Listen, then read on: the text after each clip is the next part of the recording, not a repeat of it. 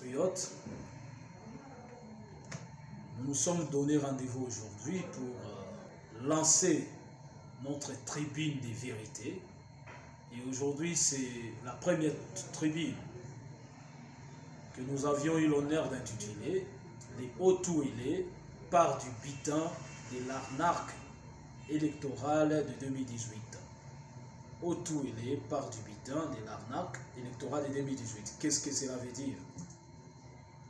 Nous allons les développer aujourd'hui.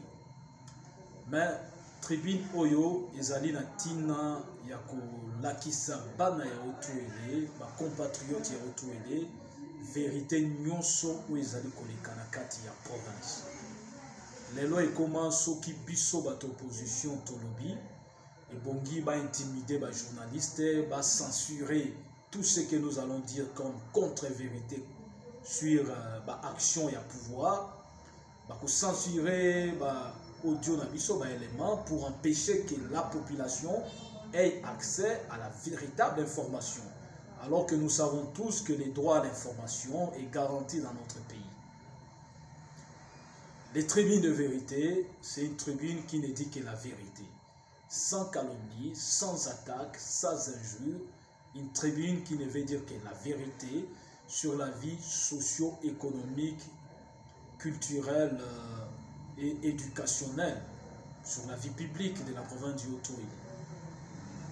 Par rapport au thème d'aujourd'hui, Tolobaki qui est la thème Oyo Tobengi Yango, les Hauts-Touélés par des butins de l'arnaque électorale de 2018. Hauts-Touélés Nambo ya biloko oyo récompense oyo ezwami sima ya escroquerie électorale, sima ya ko brader victoire ya président Martin Fayulu, sima ya ko marchander les résultats ya processus électoral ya 2018.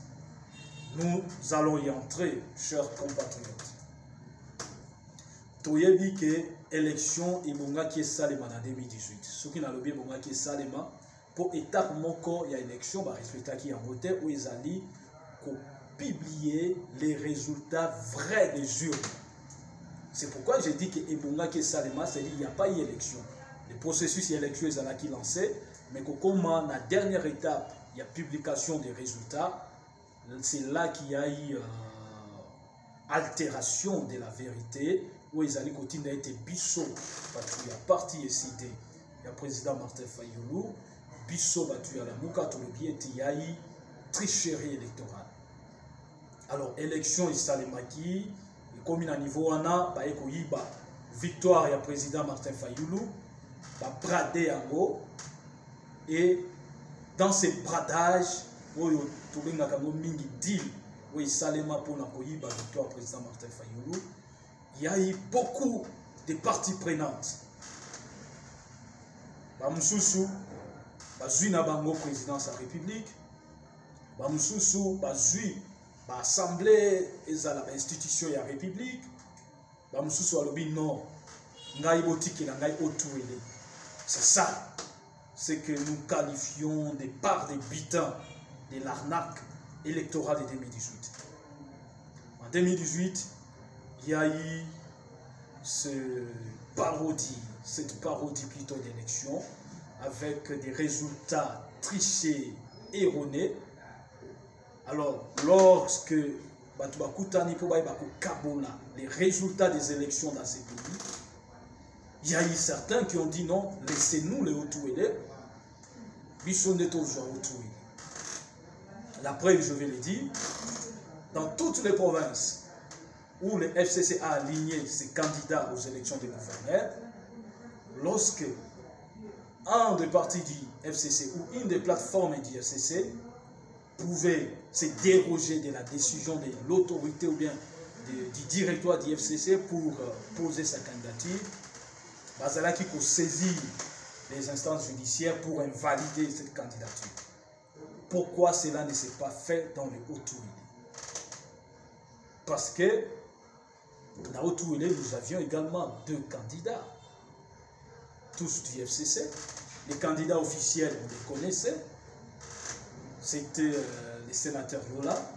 Et l'autre candidat, M. Basseyane de la RDP. Pourquoi on n'a pas invalidé la candidature de Basseyane au profit de la candidature officielle qui était du sénateur Macky Sall? Parce que les hauts tourlés a été donné comme part des butin déjà à l'ADRP, si pas au Congo Espoir.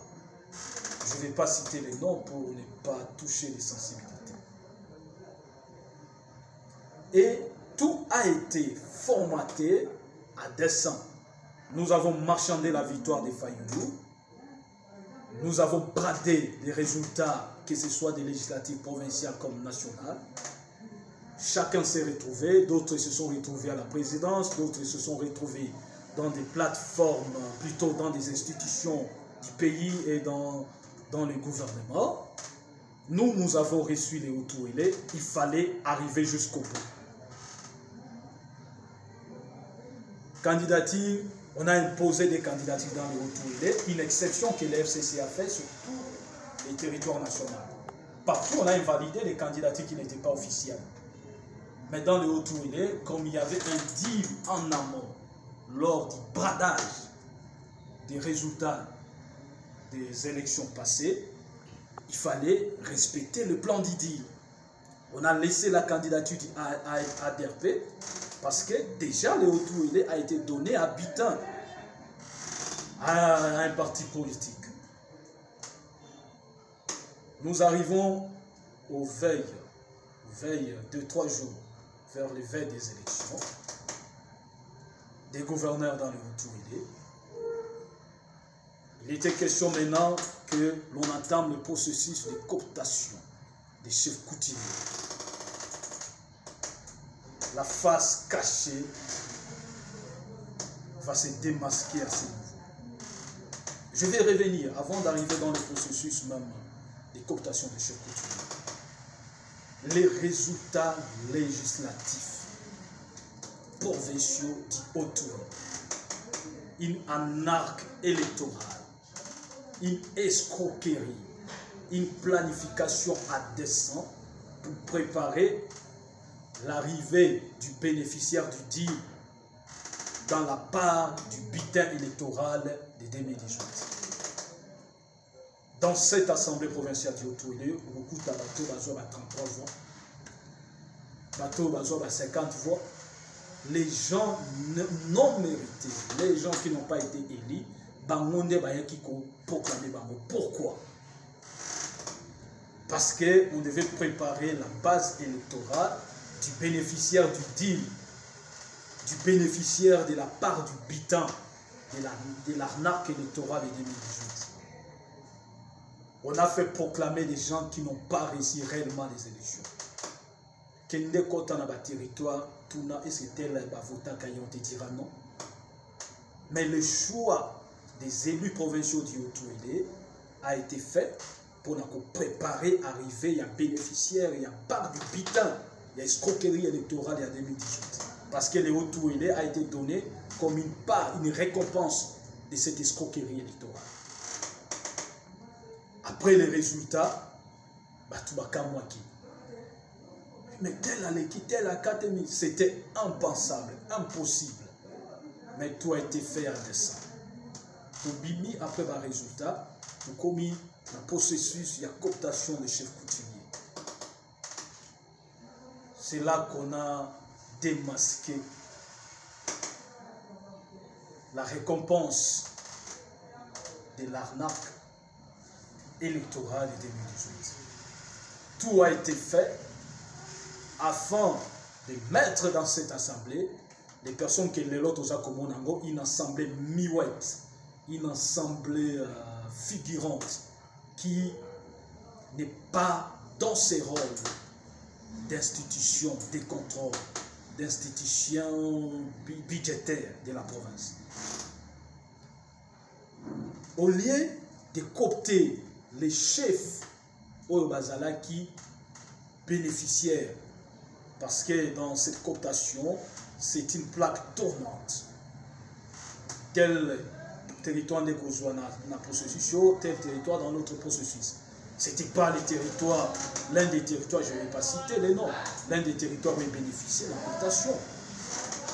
On a tout fait pour éviter de coopter un des chefs du territoire des Faradjais pour chercher à disqualifier l'un des candidats FCC qui n'était pas bénéficiaire de l'arnaque électorale afin de préparer un électorat consistant aux vrais bénéficiaires de la part du butin qui était les Hauts-Touilly. On a connu ce qui s'est passé ici. Toutes les malversations électorales qui se sont faites pour éviter que Faradja soit bénéficiaire d'un siège dans l'Assemblée provinciale. Aujourd'hui, cette récompense du Hauts-Touilly au travail du bradage, des marchandages, du choix du peuple congolais, c'est la population qui subit cette conséquence aujourd'hui. Les bénéficiaires de la part du butin est nonchalant, insouciant, c'est déclarant que vous avez été nommé parce que on l'a voulu. La voix qui devait se tenir pour défendre les intérêts de la population, c'est une voix qui s'est fait caporaliser plutôt. Parce qu'on sait qu'on est là, on ne mérite pas, on n'était pas élu. Batia Kibiso wana potoko kisa, plan ya deal électoral ou ebanda ki na niveau ya Kinshasa, te na 4 provinces autour. C'est comme ça aujourd'hui, on a une assemblée provinciale fantoche, sans substance institutionnelle pour pouvoir fonctionner. Nous avons un président de l'Assemblée qui s'est fait copain au gouverneur des provinces, un gouverneur qui est bénéficiaire de ses parts de butin et qui se reconnaît insouciant par rapport à l'Assemblée. C'est ça. Et aujourd'hui, la province est gérée comme un ligablo, la province du Hauts-Touilly bien sûr, comme un ligablo du petit coin du quartier, où le gouverneur peut se réveiller sans programme détaillé, chronogrammé plutôt, sans vision. On se réveille, on est en train de tantonner une gouvernance en tantonnant, sans précision, sans objectif précis, parce qu'on est bénéficiaire de cette part des butins. Les Hauts-Touilly doivent être sauvés.